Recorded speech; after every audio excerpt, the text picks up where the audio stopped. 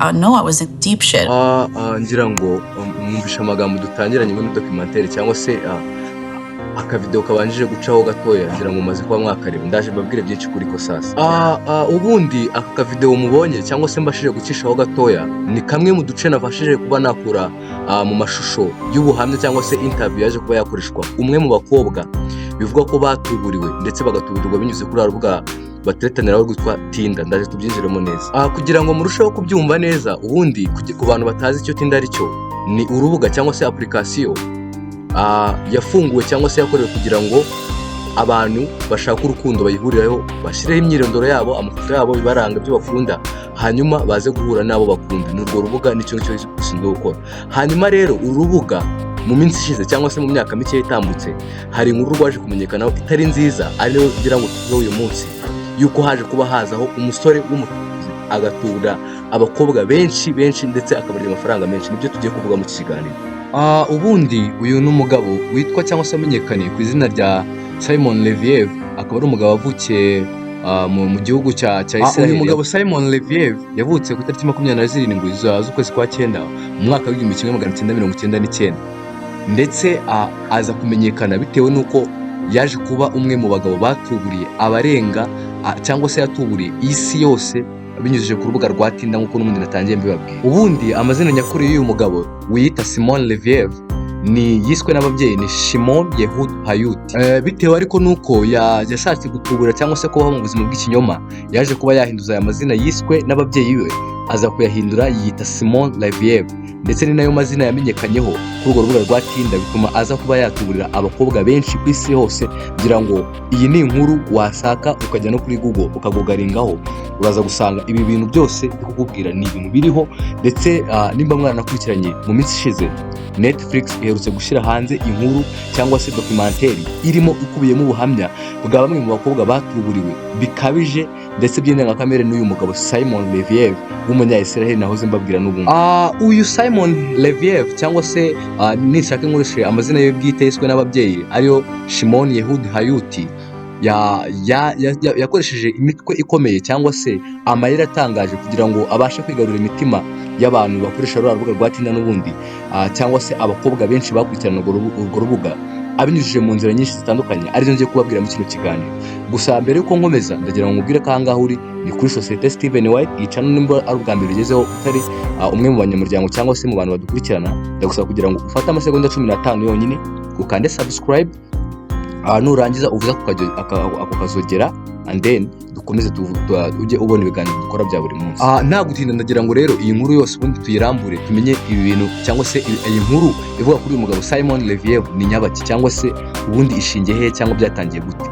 Ubundi bijya gutangira, uyu mugabo Simon Leviev nabaze mbabwira ko yitwaga Shimon Hayut, yaje kuba yahindura amazina yita Simon Leviev, ndetse ibyo ntabwo ari byo nyine yaje kubakora, kuko yaje guhindura n'umwirondoro wiwe wose, aho yaje kuguhindura akiyitirira umwe mu bagabo b'abakire cyangwa se ababiliyoneri bari batunze amafaranga menshi mu gihugu n'umundi cya Israel, akaza kuba avuga ko ari we umubyara bitewe n'uko uwo mugabo yari akize.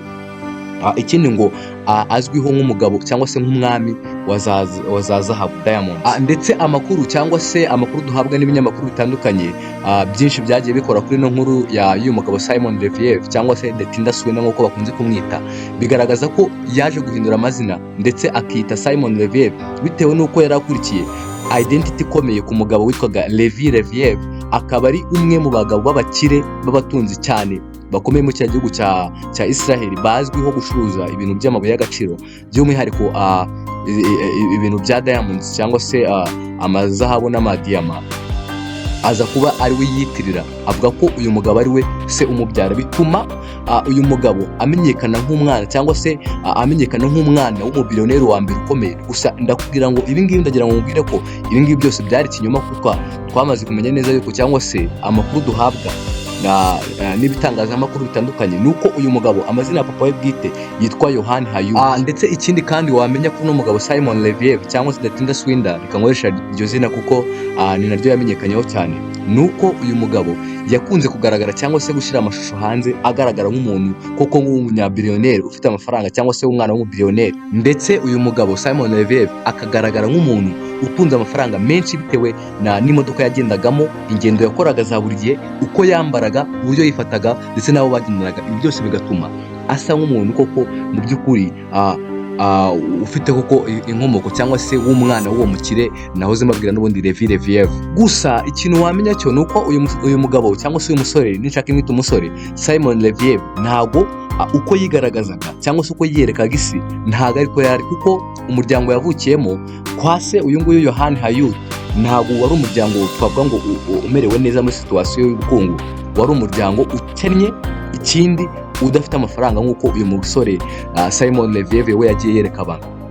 Uyu muryango yavukiyemo ni umuryango wari ukennye, utuye muri Isiraheli, ufite ubukene nyine, nimubwira ngo situwasiyo y'ubuzima yari mbi cyane. Ariko uyu musore bitewe n'amayeri yavukanye, niba nabyita ubunyabwenge, yavutse ari umusore ufite ubwenge ndetse ubwenge bw'ubutubuzi. Kimwe mu bintu byaranze imibereho cyangwa se uburyo uyu musore yapretendingaga cyangwa se uburyo yagaragaraga mu mibereho yiwe, ni nko kureactinga cyangwa se nko kwigaragaza nk'umwana w'umukire w'umubiyoneri, byatumaga agenda mu modoka zihenze za danje, akagenda mu ndege, akaba ari wa muntu wahoraga ashira amafoto hanze. Ngira ngo muraza kubibona, nagiye gerageza gufata amafoto yagiye ashira hanze ku mbuga ziwe zitandukanye, kuko n'ubundi uyu mugabo n'ubundi aracyahari mu isi, naho yagiye ntabwo yigeze afunga igihe kinini. Nyuma y'uko ndaza kubibabwira, ndeka niyo kubicamo hagati. Ariko uyu mugabo kimwe mu bintu yakoresheje nk'intwaro yo kwifatira imitima y'abagore cyangwa se y'abakobwa kuri uru rubuga rwa Tinder n'ubundi, ni nko kugaragaza amafoto agenda yambaye neza, yambaye ibintu by'agaciro, imyenda ihenze, amasaha ahenze, inkweto zihenze, ndetse by'umwihariko akaba ari wa muntu wahoraga mu ndege, ugasanga ni wa muntu uhora wifotoza avuga ngo mvuye ahangaha ngiye ahangaha, avuye mu mujyi umwe agiye mu wundi. Hanyuma ibyo ngibyo nabyo bigatuma abakobwa, urabizi namwe abakobwa rwose, ni nayo defo mugira, ngira ngo nimba uri umukobwa unkurikiye, iyi niyo defo ya mbere mugira, yuko mukururwa n'ibyo mubona. Uyu Simon Levi rero, kugira ngo imitwe yiwe yo gutubura cyangwa se yo kurya amafaranga y'aba bantu, cyangwa se imitwe yari yarateguye igihe kirekire, navuga ko yari yarateguye igihe kirekire, kuko ntabwo umuntu usanzwe uciriritse yashobora gutekereza mu gihe gitoya nk'uku nguku ngo akoresha amayeri angana uku nguku, hanyuma arya amafaranga menshi angana uku nguku, cyane ko uyu mugabo amakuru agaragaza ko n'ubundi uyu mugabo Simon Levi muri ubwo butubuzi bwiwe bwiswe romance fraud, cyangwa se ubutubuzi binyujije mu rukundo, yariyemo amafaranga asaga miliyoni 10 z'amadolari y'Amerika mu mafaranga yagiye arya abakobwa batandukanye cyangwa se abagore batandukanye bagendaga bahurira kuri izo mbuga gusa. Kandi ntabwo ari gusa, ntabwo yabaryaga amafaranga n'ubundi nk'abandi bagabo bose n'abafatiranaga bakaba banaryama. Uyu mugabo rero Simon Levi, bitewe n'ikinyoma yari yarateguye cyangwa se umutwe wiwe, icyo nakita nka scam yari yarateguye, yaje kuba yakoresha urubuga rwa Tinder. Urubuga rwa Tinder nagira ngo nabibabwire, natangiye mbibabwira ko ari urubuga abantu, umusore n'umukobwa bashobora guhuriraho ari babiri, hanyuma bagasitana cyangwa se bakagirana umubano wihariye. Hanyuma uyu musore Simon Levi yaje kuba yafungura account kuri urubuga rwa Tinder, akadishyiraho ya mafoto yiwe, ari umuntu uryoshye, wambaye neza, urya bihenze, ugenda mu modoka zihenze ndetse no mu ndege zihenze. Ibi ngibi rero byaje kuba byatuma abakobwa bose, muri kwa kundi abakobwa bari bashakisha ninde bashaka guteretana nawe, bareba umuhungu bagendana nabo cyangwa se ufite imyitwarire nk'iyo bashaka, bigatuma umuntu wese ugeze kuri iyi foto ya Simon Levi cyangwa se account y'umusore Simon Levi ayitindaho, bitewe n'uburyo yari yarashyizeho ibintu bigaragaza ko abayeho ubuzima buhenze burimo amafaranga ndetse menshi cyane.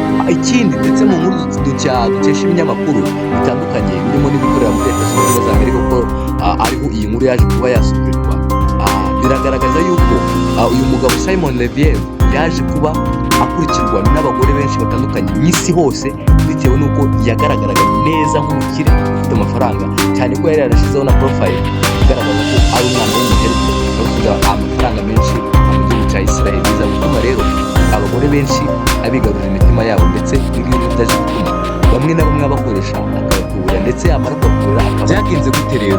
Ubundi uyu mugabo Simon Levi yari afite timu nini bafatanyije muri ibi binyuma byiwe, ariko by'umwihariko ntabwo nabura kubabwira umwe mu bodyguard cyangwa se mu barinzi biwe bamenyekanye ku izina nka Peter, umwe mu bantu bamufashije mu kinyoma cyiwe cyangwa se kugira ngo ikinyoma cyiwe gikunde, akaba umwe mu bantu yagiye yifashisha yereka amashusho yiwe bitewe n'ibintu bitandukanye ngiye kubabwira, bikaza gutuma aribwo abona amafaranga yakuraga kuri aba bagore cyangwa se kuri aba bantu yabaga yabeshye urukundo kuri runo rubuga rwa Tinder, bakamuha amafaranga ubundi akabaturira akigendera. Kugira ngo mubyumve neza, reka nongere nsubire inyuma ho gatoya, muraza kubyihanganira, ni kugira ngo ino nkuru tuyumve neza kandi murusheho gusobanukirwa, cyane ko uyu mugabo nawe wasanga ari bugutubure cyangwa se azatuburira umwana wawe, bitewe n'uko uyu mugabo kugeza ubu ngubu aracyari hanze yidegembya hano mu gihugu. Yafunzwe amezi makeya, byo kubabwiraho mu minota iri imbere, ariko ndagira ngo mubwire ngo iyi nkuru uyitege amatwi ukurikirane neza. Gusa mbere yuko nkomeza, nimba ugeze ahangaha kuno channel uri ubwa mbere, ndagusaba kugira ngo ukore subscribe. Ni amasegonda 15 yonyine ukanda subscribe, nta mafaranga bisaba, urabikanda subscribe and then tujye tubana mu biganiro bya buri munsi. Nimba ari ubwa mbere, fata amasegonda 15 yonyine ukande subscribe, hanyuma ujya aho ngaho handitse comment ushyiremo igitekerezo cyawe cy'ibyo wifuza ko twavugaho mu kiganiro gikurikira, ariko by'umwihariko unakande like kugira ngo udushyigikire, twereke ko udukurikirana cyangwa se ibiganiro byacu hari akamaro bikugirira, kugira ngo urusheho kugira ngo tujye tubana buri munsi mu biganiro bya buri munsi. N'abatindiye nababwiye ko uyu mugabo ubundi yaprotectingaga cyangwa se yigaragazaga nk'umugabo ukora mu birombe by'amabuye y'agaciro, cyane cyane mu birombe by'amabuye y'agaciro nka za zahabu na diyama. Hanyuma uyu mugabo ibingibi akabikoresha avuga ko ari umwe mu bakire, cyane ko niyo warebaga ubuzima bwiwe cyangwa se iburyo yagaragazaga abayeho, ndetse bitewe n'ubuzima buhenze yabaga abayemo, n'imodoka yagendagamo, ndetse n'amafoto ya buri gihe yagaragazaga ari mu ndege, ndetse akagenda mu ndege za private jet. Ntabwo agendaga mu ndege zino ngizi zisanzwe, izi ngizi n'ubundi nanjye mbishatse ndayitega nkagenda. Ibyo ngibyo ntabwo ari byo yagaragaza, ahubwo uyu mugabo we yagaragazaga agenda muri private jet, mu modoka zihenze zikorwa n'inganda zihenze, ndetse ibingibi bigatuma imitima y'abagore n'ubundi arushaho kuyigarura. Hanyuma uyu mugabo, umukobwa wa mbere ngiye kubabwiraho yabashije kuba yatuburira, ni umwe mu bakobwa bita Penira. Umukobwa witwa Penira cyangwa se umugore witwa Penira niwe muntu babashije kuba bahurira kuri urubuga rwa Tinder, barakundana, cyangwa se niba nabyita gukundana, niba nabyita kubeshyanya, kuko uyu mugabo n'ubundi nta rukundo yagiraga. Icyo yabaga gukurikiyeho cyari umupangu kugira ngo azakurye amafaranga yawe n'ibyawe byose agusige uhobagiye aho ngaho. Ndetse dukurikije ubuhamya bwatanzwe n'uyu mugore Penira, cyangwa se uyu mugore amazina yiwe ndabona bamwita Penira Joham. Ndetse uyu mugore Penira Joham ni umugore wundi wavukiye mu gihugu cya Swede, yaje kuba yavuka mu 1987. Ubu ngubu afite imyaka 39, urumva ko aracyari mutoya. Hanyuma uyu mugore niwe muntu wa mbere wabashije kuba yahurira kuri urubuga rwa Tinder n'uyu mutubuzi Simon Leviev. Ndetse bivuga ko uyu mugore mu buhamya bwiwe yitangiye kuri Netflix, ngira ngo mwarabibonye ko mu minsi ishize ndetse kubona inkuru yasohowe na Netflix mu buryo bwa documentary irimo ubuhamya bwa nyabwo bwatanzwe n'abatuburiwe n'uyu mugabo ariwe Simon Leviev. Uyu mugore Penira yatangarije itangazamakuru mu buryo butandukanye, ndetse by'umwihariko aza kubitangariza n'ubundi ikipe ngari ya Netflix, cyangwa se rubuga n'ubundi rushinzwe kutugezaho amafilime. Avuga ko bwa mbere ahura n'uyu Simon Leviev bahuriye n'ubundi kuri rubuga rwa Tinder, ubwo yarimo arascrollinga, ndetse ngo ni umugore wari urusingo ariko yifite amafaranga yiwe. Yari kuri urwo rubuga rero ashakisha ninde umusore uri kuri urwo rubuga bateretana cyangwa se bakundana bakagirana umubano, ariko ngo yifuza umubano w'igihe kirekire. Nuko ngo arimo aramanuka mu mafoto aza kuba yagira ku ifoto y'umugabo Simon Leviev, ndetse bitewe n'uburyo uyu mugabo nahoze mbibabwira yigaragazaga afite amafoto meza, ari ahantu heza, arira ahantu heza, ari kumwe n'abantu barenze. Ndetse uyu mugore ngo akimubona yasavuga ngo nta wundi muntu nahitamo uretse uyu mugabo.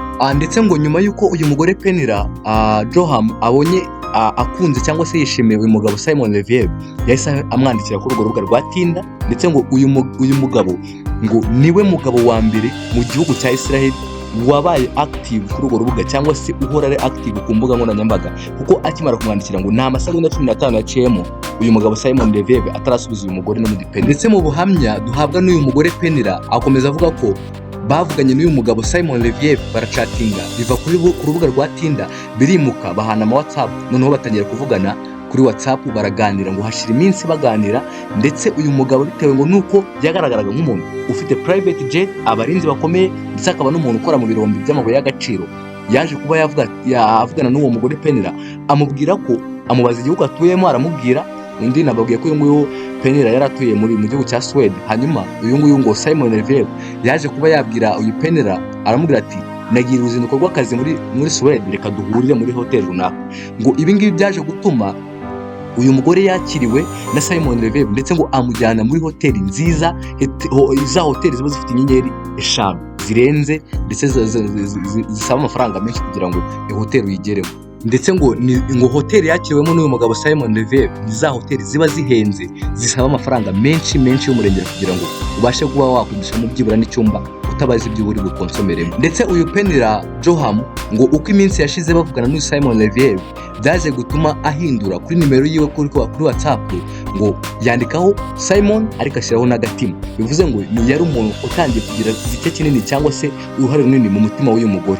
Ndetse ngo ibi ngibi byaje gutuma Simon Leviev nawe yari umugabo uri active cyangwa se umugabo uri more careful, bitewe n'uko ngo yatangaga care akaba ataratandikiye umugore cyangwa se na mu gitondo ngo atamuvugisha. Hanyuma ngo umubano w'uyu mugore Penira Joham ndetse n'uyu mugabo Simon Leviev warakomeje biza kurangira n'ubundi uyu mugabo akundanye cyangwa se ateretanye n'uyu musore n'uyu mugore Penira Joham.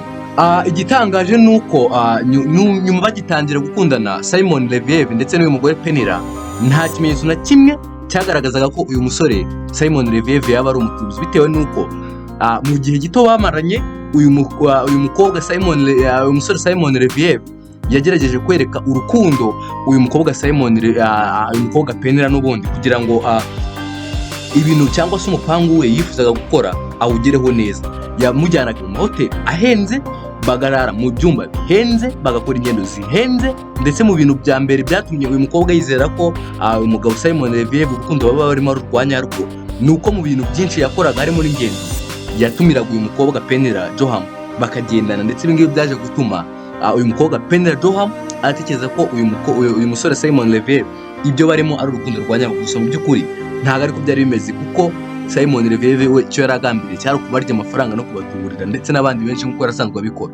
Ikindi kandi wamenya nuko kimwe mu bintu byatumye uyu mugore Penira Joham yizera neza ko uyu mugabo n'undi Simon Leviev yaba ari umwana koko wa Levi Leviev, umugabo n'undi wari ukomeye hariya n'ubundi mu gihugu cya Isiraheli, nuko mu bintu bya mbere Simon yibanzeho nuko yashatse kubaka icyizere mu mutima w'uyu mugore kugira ngo azabone uko amutuburira ndetse amuriye amafaranga ye neza.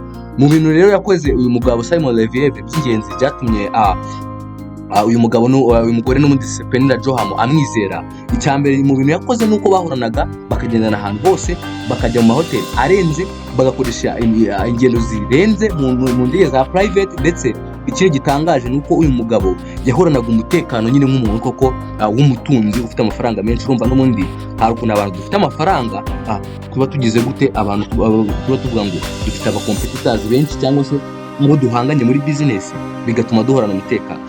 Nanjye murabizi aba bodyguard banje ukuntu bameze, ariko ni bimwe mu bintu bya mbere Simon Leviev yifashishije. Ndetse nabibabwiye ko yari afite umubodyguard witwa Peter, akaba umwe mu mabodyguard ngira ngo nabibabwiye bamuhuraga imbere. Ndetse ibi ngibi byose byatumaga uyu mugore yizera neza kuko uyu mwana yaba ari umwana w'umugabo ukomeye n'ubundi hariya mu bintu byo gucuruza amabuye y'agaciro za diamond ndetse na gold. Ikindi nakubwira nuko kimwe mu bintu nanone byafashije uyu mugabo Simon Leviev mu kwigarura umutima w'uno mugore n'undi Penira Joham, nuko buri kintu cyose Penira Joham yabazaga uyu mugabo Simon Leviev yamuhaga ibisobanuro byumvikana. Ndetse uyu mugabo Simon Leviev agakunda kubwira uno mugore ati bitewe n'umuryango wumukamo ndi umuntu usaba umutekano ukomeye cyangwa se kurindwa bihambaye, bitewe n'uko n'ubundi yari yarakiriye umuryango w'umutunzi ukomeye. Birumvikana n'ubundi abantu bakomoka mu miryango ikomeye bakunze kugira ibibazo by'umutekano. Rero uyu mugabo yarabyitwaza akavuga ngo bitewe n'umuryango wumukamo, agaciro dufite n'amafaranga dufite mwiriye umutekano. Ndetse akamubwira ko ngo buri gihe yahoraga ari mu ngendo mu nama z'ubucuruzi, ndetse bigatuma uyu mugabo atabona umwanya wo kuguma mu gihugu kimwe, yahoraga ahinduranya ibihugu. Ndetse nk'uko akifata n'amashusho agaragaza ko kuko ibyo bintu koko yabikoze cyangwa se yavuye mu gihugu kimwe yagiye mu kindi, akakwerekana passport, bigatuma uyu mugore arushaho kumwizera cyane. Ikindi wamenya nuko nyuma y'igihe gitoya uyu mugabo Simon Leviev yaje kuba yahamagara uyu mugore Penira Joham, arangira aramubwira ati konte ziwe zahagaritswe, ndetse anamwereka amafoto y'ako umubodyguard we Peter n'ubundi yakumurikijwe. Ndetse aramubwira ngo bitewe n'uko abantu bamuhigaga cyangwa se abahangana na business y'iwabo bari kumugendaho, amakonte yiwe babaye bayahagaritse, ndetse n'umutekano wiwe uri mu bibazo mu kangaratete. Ndetse asaba uyu mugore Joham cyangwa se Penira Joham kuba yamuguza amafaranga, amusaba amafaranga kugira ngo aramubwira ati ibibazo by'umutekano ndimo n'ibikemuka, amakonti yanjye yasubiye ku murongo bayafunguye, aya mafaranga yanjye yagusubiza. Urumvikana nawe ugujijwe amafaranga n'umuntu wagutanze amafaranga menshi. Ndetse nagira ngo mwibutse ko mu bintu bya mbere uyu umugabo yubatse mu bagore bose yagiye atuburira ni icyizere. Yabajyanaga mu mahoteli ahenze, akakonsomesha amafaranga menshi, ndetse kuba tuvuge nk'andi waraje nkakugurira ibintu bya miliyoni imwe hanyuma ukanguza 800,000 wumvikana ko ibyo byose ari ikibazo cy'umutekano mukeya cyangwa se ariko ubukene buteye by'akanya gatoya, ariko uba wizeye ko ayo mafaranga n'ubundi nzagira gute nzayagusubiza. Ndetse uyu mugabo umugabo Simon Levier bakimara kuyaguza, uyu mugore nta gushidikanya yahise yamuhereza ndetse atangira kumwohereza andi mafaranga mu buryo bwinshi bugiye butandukanye. Hanyuma ikindi nakubwira ni uko uyu Penny Joham akimara kwaka amafaranga na Simon Levier yabanje kumusaba bwa mbere $15,000 by'idolari ry'Amerika. Hanyuma uyu Penny Joham yari yafite arayamwohereza akoresheje credit card. Hanyuma bwa kabiri Penny Joham aza kongera kwaka amafaranga n'ubundi na Simon Levier, noneho bwa kabiri amwohereza $15,000 nanone by'idolari, ubwo yose hamwe abaye $30,000 by'idolari. Hanyuma bwa gatatu n'ubundi Simon Levier baza kumubwira ko n'ubundi ibibazo bye bitari byakemuka, aramubwira ngo niba hari andi mafaranga $15,000 afite by'idolari abimwoherereze, n'ubundi ibibazo bye bya konti nibikemuka azayamusubiza yose, kandi birumvikana n'ubundi nawe uzabikubwira nk'umuntu wagufashije uri mu bibazo cyangwa se akagutakaza ibintu bye byinshi, noneho bari no mu rukundo ntabwo yari bumwe ayo mafaranga. Arongera aranaguza amwohereza ibyo $15,000 by'idolari, aba mu mafaranga $45,000 by'idolari byose byoherejwe n'uyu mugore. Hanyuma nyuma y'icyo gihe Penny Joham yatangiye kujya ahamagara Simon Levier ntamwitabe, yamwandikira ntamusubize, kandi ubundi mu bintu byarangaga Simon Levier byatumye abo umuntu ukomeye cyangwa se abasha gukumira abagore nuko yahoraga n'ubundi active ku mbuga zose. Wamwandikira kuri WhatsApp ukamubona, wamwandikira kuri Instagram ukamubona, ahantu hose nyine yahoraga ari active. Ndetse mu bintu bya mbere byatangiye kwereka ikimenyetso cy'uko yaba yaratuburiwe uyu mugore Penny Joham, nuko yatangiye kwandikira Simon Levier akamubura, ndetse agira ngo ni ibibazo by'umutekano n'ubundi. Gusa banki hamwe yari yaraguje amafaranga muri credit card zari zitangiye kujya zimuhamagara ari nyinshi zimwishyuza, zimubwira ati amafaranga watwaye igihe kigeze cyo kwishyura kutishyura. Rero uyu Penny Joham byaje kurangira n'ubundi amenye ko yatuburiwe n'uyu mugabo, ndetse uyu mugabo birangira aburiwe irengero, ntiyangira kubonana n'uyu mugore Penny Joham, cyane nuko uyu mugabo n'ubundi yahoraga yimuka ibihugu ava mu gihugu kimwe ajya mu kindi. Ikindi kandi wamenya nuko uyu mugabo Simon Levier ntabwo yatuburiye uyu mugore wenyine ngo Penny Joham, yatuburiye abagore benshi bo mu migabane igiye itandukanye no mu bihugu bitandukanye. Ariko reka no ngaho ngubwire batatu muri bo. Wa mbere n'ubundi ni Penny Joham, nakubwiye ko yamutuburiye ibihumbi bigera muri 45 cyangwa se 55 by'idolari y'Amerika. Hanyuma undi mugore watuburiwe n'ubundi n'uyu mugabo Simon Levier uzwi cyane nawe wamenyekanye n'utwa Cecilia Guerrero, nawe yaje kuba atuburirwa n'uyu mugabo Simon Levier, amutuburira amafaranga agera mu $250,000 by'idolari ry'Amerika, n'amafaranga menshi cyane. Hanyuma uwa gatatu ari nawe byarangiriyeho ni witwa Irene Charlotte, nawe yaje kuba yatuburirwa nanone na Simon Levier, amutuburira amafaranga agera mu $30,000 by'idolari y'Amerika n'ubundi. Hanyuma amafaranga yose hamwe ugeranyije abagore bose batuburiwe n'uyu mugabo Simon Levier ngo bigaragaza ko, cyangwa se mu bushakashatsi bwakozwe bigaragaza ko uyu mugabo yabatuburiye arenga $1,000,000 y'Amerika n'ubundi. Nta gutinda rero, reka mpite mbabwira bimwe mu bintu bitandatu byaje kuba byaranga ifatwa ry'uyu mugabo, cyangwa se byaje kuba bituma aba nk'inkomoko cyangwa se intandaro yo kugira ngo uno mugabo Simon Levier afungwe, nubwo n'ubundi atafunzwe igihe kirekire bitewe n'uko n'ubundi ari nta cyaha kigaragara muri leta cyamuhamwaga.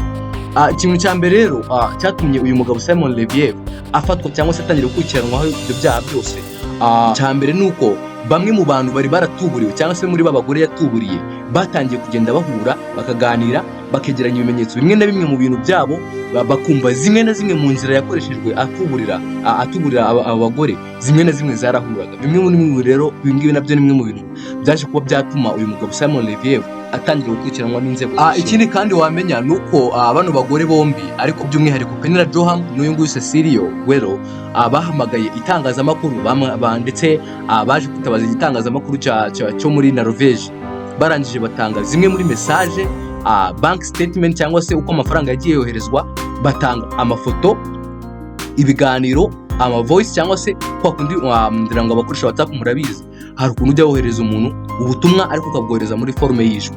Ibyo byose barabifashe babyohereza uwo munyamakuru wa Norvege. Hanyuma uwo munyamakuru nawe atangira kugenzura, abiza kurangira n'ubundi amenye ko uyu mugabo witwaga Simon Levier atari yo mazina ye ya nyayo.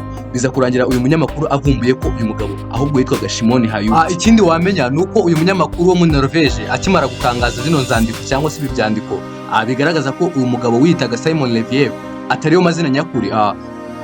Byaje kuba nk'intandaro cyangwa se inkomoko, icyo nakita nk'inkomoko yuko n'ubundi amakuru cyangwa se ibinyoma by'uyu mugabo byose bitangira kumenyekana, ndetse byase bigaragara ko uyu mugabo n'ubundi Simon Leviev mu busanzwe yari asanzwe ashinzwe ibyaha by'uko yakoreshaga inyandiko mu buryo butemewe cyangwa se byitwa fraude. N'ubundi ibyo byaha yari yarabishinjijwe hariya mu gihugu cya Israel aho yari yaraturutse. Si ibyo gusa kandi uyu mugabo n'ubundi Simon Leviev ntago ibyo byaha yabishinjwaga muri Israel gusa, ahubwo n'ubundi na polisi yo mu bihugu bigiye bitandukanye aho yagendaga akora ingendo zitandukanye, byatumye itangira kumenya yuko passport zabo cyangwa se imwe muri passport yakoreshwaga zabaga ari za fake, zabaga ari imimbano, bitabaga ari ibyangombwa bya nyabyo. Ndetse ibingibi bitangira gutuma polisi yo mu bihugu bitandukanye hirya no hino ku isi itangira kumukurikirana uyu mugabo, batangira kumenya ibyaha byiwe, batangira kumukurikirana buhoro buhoro. Ikindi mu byaranze ifungwa ry'uyu mugabo cyangwa se itabwa muri yombi ry'uyu mugabo Simon Leviev ni uko umwe muri ba bagore yari arimo atuburira, uwa nyuma yatuburiye n'ubundi n'uwo nguwo nababwiye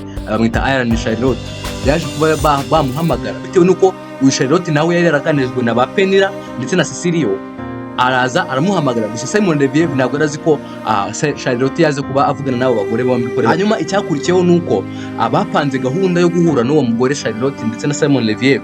Gusa Simon Leviev ntabwo arazi ko uwo mugore Charlotte ari gukorana n'abanyamakuru ndetse ari gukorana na polisi, ndetse ubwo yazaga ku kibuga cy'indege bagiye guhura ngo amuhe amafaranga n'ubundi nk'uko yarasanzwe abigenza, yasanze polisi imutegereje ndetse n'abanyamakuru abarafashwe. Gusa kimwe mu bintu wamenya by'ingenzi nuko uyu mugabo kuba yafunzwe ashinjwa ibyaha by'ubutubuzi mu rwego rwo gukoresha inyandiko mpimbano cyangwa se fraude n'amapasiporo atemewe, ariko icyaha cyo kuvuga ngo ubutubuzi bw'abagore bwo ni ahantu higeze gihabwa agaciro muri leta, bitewe n'uko uyu mugabo yireguye avuga ko abo bagore bose amafaranga bayamuhaga mu buryo bwemewe, atayabatse ku mbaraga, ndetse kuko ngira ngo murabizi yarabandikiraga bakayamwihera mu buryo bunyuze mu muco, bakishyiramo credentials zabo cyangwa se imibare y'ibanga y'amapassword n'amabank account zabo.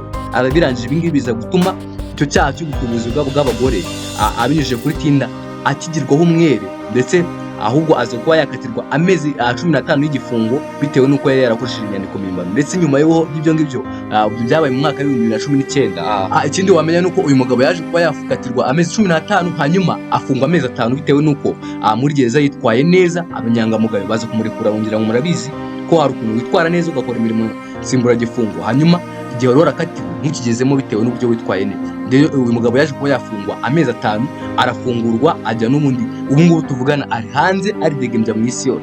Rero witonde atazagufunga cyangwa se agatuburira abakobwa. Ndagira ngo ngushimire weho wese rero waneze amatwi kuri kino kiganiro kuba cyatangiye kujya kiza ku musozo. Ndagushimiye cyane, ndagushimiye kuko umwanya wawe wafashe, ndetse kugira ngo uzongere twumve ikindi gihe, kuko nugenda kandi subscribe ntabwo uzongera kugera kuri no channel ukundi bizagorana kugira ngo tugereho. Ndagusaba rero kugira ngo ukande subscribe, hanyuma wibagire gukanda like ndetse na follow na share kugira ngo ibiganiro nk'ibi ngibi by'ubwenge bigere ku bantu benshi. Kandi ikindi ushobora no kutwandikira ugasiga igitekerezo cyawe.